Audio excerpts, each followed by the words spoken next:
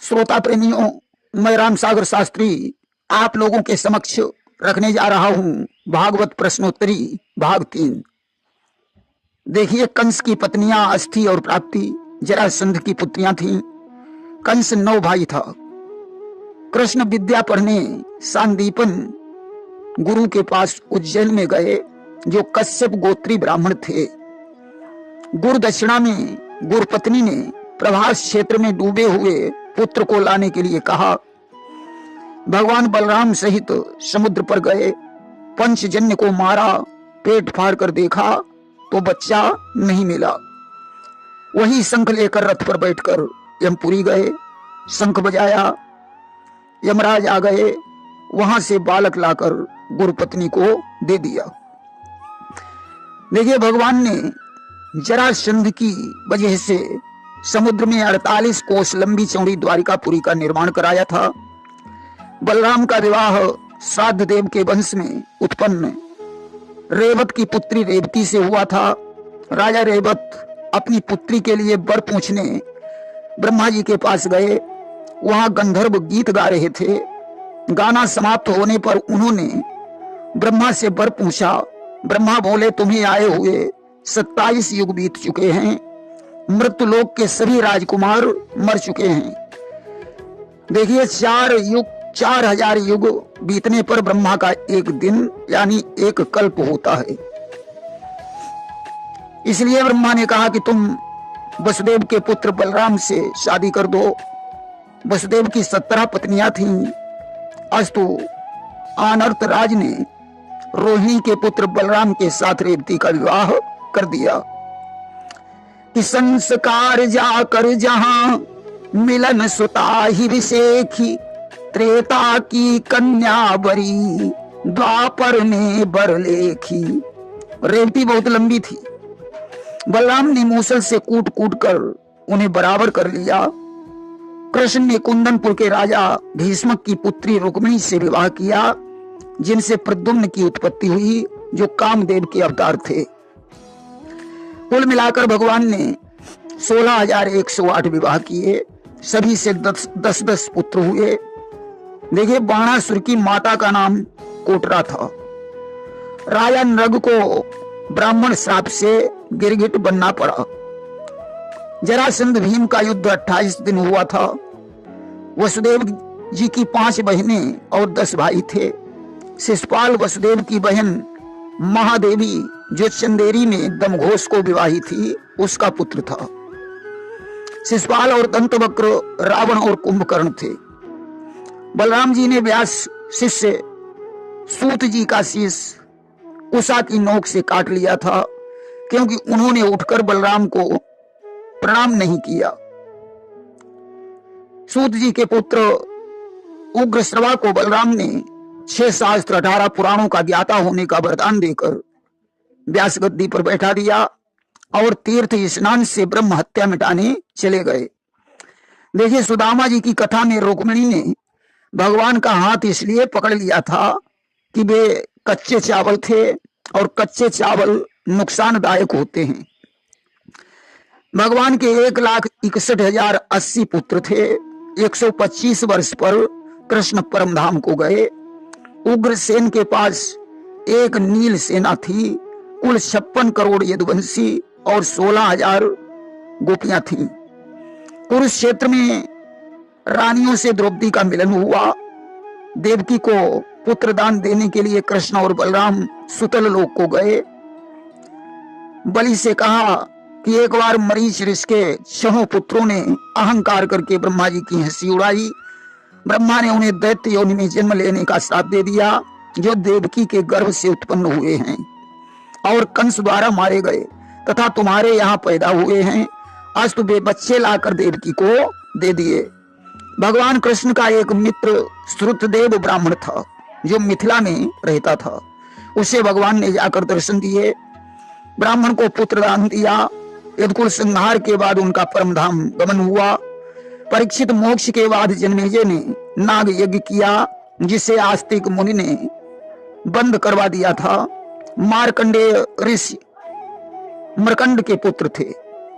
देखिए, जैसे नदियों में गंगा, देवताओं में विष्णु और वैष्णवों में शंकर श्रेष्ठ हैं, वैसे ही पुराणों में भागवत ज्ञान वैराग्य भक्ति से युक्त है। श्रीमद् भागवत और भगवान का एक ही स्वरूप है और वह सच्चिदानंदमय है।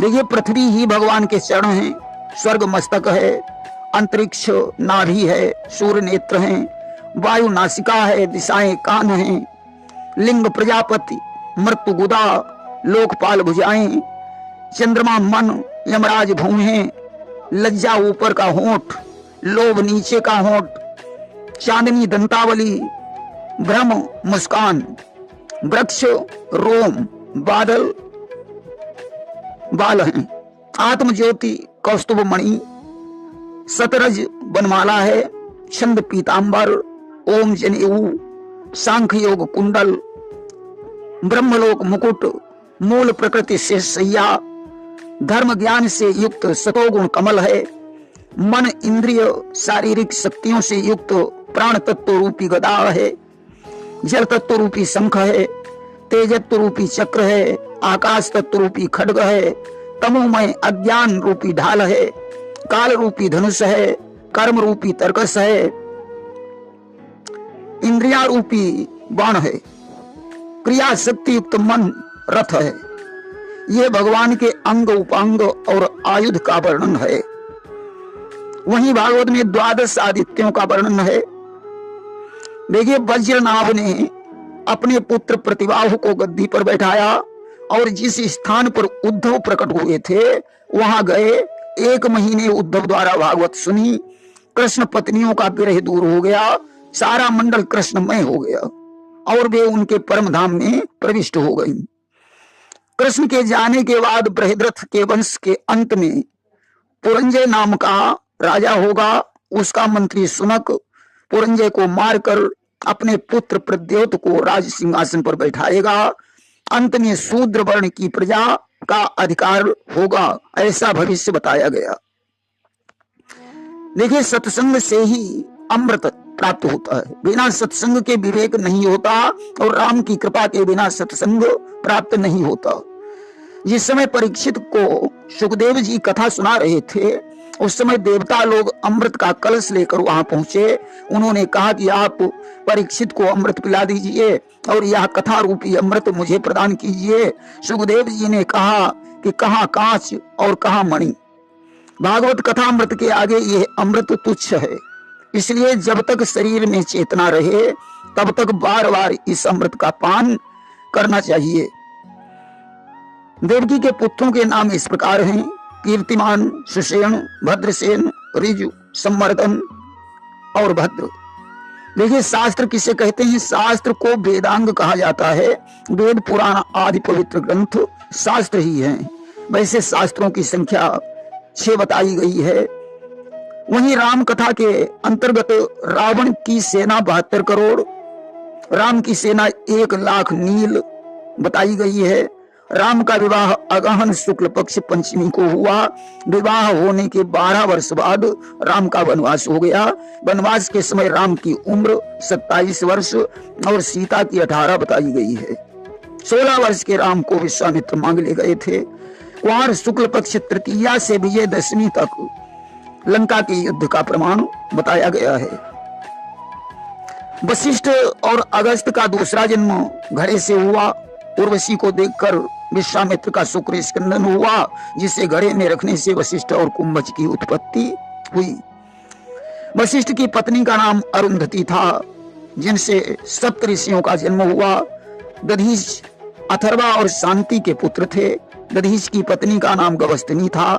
दधीच के बाद गवस्तिनी ने पिपलाद नामक पुत्र को जन्म दिया था। नारद का विवाह संजय की पुत्री दमयंती से हुआ था। भृगु और ख्याति से शुक्राचार्य का जन्म हुआ। पुलस्त की पत्नी हरि से अगस्त और विश्रवा का जन्म हुआ। कला और मरीच से कश्यप का जन्म हुआ था। अनसुईया और अत्रि से दत्तात्रेय, दुर्वासा और चंद्रमा मुनि की उत्पत्ति हुई। श्रद्धा और अंगिरा से उतत्थ और बृहस्पति का जन्म हुआ था। भगवान की कथाएं कल्प भेद के हिसाब से हैं। इन्हें अनेकों प्रकार से मुनियों ने गाया है। उदाहरण के लिए, जब हनुमान सीता की सुध लेकर लौटे तो वे एक आश्रम पर पहुंचे जहां एक ऋषि रहते थे। वहीं एक सरोवर था। पानी पीने के लिए जाते समय हनुमान ने चूड़ामणि उन ऋषि को दे दी।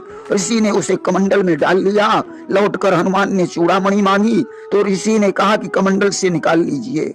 अब तो हनुमान ने वहां वैसी तमामों चूड़ामणियां देखी। ऋषि ने कहा ये सब सीता की ही चूड़ामणियां हैं। अनेकों बार राम का अवतार हुआ, अनेकों बार हनुमान सीता की सुध लेने गए, अनेकों बार यहाँ आए, हर कल्प में प्रभु का अवतार होता है। देखिए, एक बार तुलसीदास जी अपने शिष्यों को राम की कथा सुना रहे थे। कथा में उन्होंने कहा कि जब हनुमान जी अशोक वाटिका में गए तो वहां सफेद फूल खिले हुए थे। हनुमान जी बैठे कथा सुन रहे थे। उन्होंने कहा नहीं, वहां लाल फूल खिले हुए थे, क्योंकि मैं ही तो अशोक वाटिका में गया था। हनुमान जी से तुलसीदास जी बोले कि वे फूल सफेद ही थे, तुम्हारी आंखों में क्रोध था और क्रोध का रंग लाल होता है, इसलिए तुम्हें वे फूल लाल दिखाई पड़ रहे थे। देखिए, एक बार पुलस्त ऋषि द्रोणागिर पर्वत पर गए, वहां से उसके पुत्र गोवर्धन को मांग लाए। गोकुल क्षेत्र में उसे रख दिया। गोवर्धन भारी हो गया, उठाने से नहीं उठा, तो इन्होंने उसे श्राप दे दिया कि क्रोधित हुई मुनि श्राप उचारा और तिल तिल घटी है बदन तुम्हारा, तुम तिल तिल करके घटोगे। श्री राम के सेतु निर्माण में हनुमान जी उसे उठा लाए। 5वां दिन था, पुल बन चुका था। भगवान राम ने कहा हनुमान अब इसे उसी स्थान पर पहुंचा दो, हम द्वापर में इस पर्वत की पूजा करवाएंगे। देखिए, शेष जी की महिमा का वर्णन इस प्रकार है कि हजारों नाग कन्याएं शेष जी की सेवा करती हैं। वे पृथ्वी को अपने मस्तक पर धारण किए हुए हैं और 8 पहर हरि स्मरण करते हैं। शेष सैया 30 योजन की बताई गई है। वहां चक्र सुदर्शन से प्रकाश होता है। 11 रुद्रों में उनका नाम संकर्षण है। महाप्रलय के समय शेष जी के मुख से अग्नि निकलकर तीनों लोगों को भस्म कर देती है। उनके मस्तक पर 14 भुवन रखे हैं। भगवान की कृपा से ये भार उन्हें मालूम नहीं पड़ता, इसीलिए लिखा है कि सुन गिरिजा क्रोधा नल जासू और जा रही भुवन 4 आसू। देखिए, भूलोक, भुगलोक, स्वर्गलोक, महालोक, जनलोक, तपलोक, सत्यलोक, ये 7 लोक ऊपर के और अतल, बितल, सुतल, तलातल, महातल, रसातल और पाताल, ये 7 नीचे के लोक हैं। भस्मासुर शकुनी दैत्य का पुत्र था। भृगु ऋषि ने विष्णु के सीने पर लात मारी थी। भगवान कृष्ण अपने कुल की रक्षा के लिए प्रतिदिन हजारों गायें और अपार द्रव्य देकर ब्राह्मणों को संतुष्ट करते थे। देखिए, अक्रूर का अर्थ है जो निर्दयी न हो। बलदेव को ब्रह्म स्वरूप बताया गया है। सुदामा का अर्थ होता है श्रेष्ठ धन से युक्त, अर्थात जिसके पास कृष्ण रूपी धन हो वही सुदामा है, या जिसने अच्छी तरह इंद्रियों का दमन कर दिया हो वही सुदामा है। सुशीला का अर्थ होता है शुभ शीला यशसा, जिसका सील अच्छा हो। सुदामा पौष शुक्ल सप्तमी को द्वारिका में गए थे। देखिए, संसार की उत्पत्ति को सर्ग, संसार की स्थिरता को विसर्ग, जीवों का पालन वृत्ति, दुष्टों को मारकर धर्म की स्थापना ही रक्षा है। मनु देवता, इंद्र, सप्तऋषि, हरि का अंशावतार ही मनवंतर है। राज संतान ही वंश है। वंश में प्रकटे हुए पुरुषों का चरित्र ही वंशान चरित्र है। जगत प्रलय ही निरोध है। मुक्ति का साधन ही मुक्ति हेतु है। ब्रह्मा ही अपाश्रय हैं। मीमांसा, वैशेषिक, न्याय, योग, सांख्य, वेदांत, यही 6 शास्त्र हैं।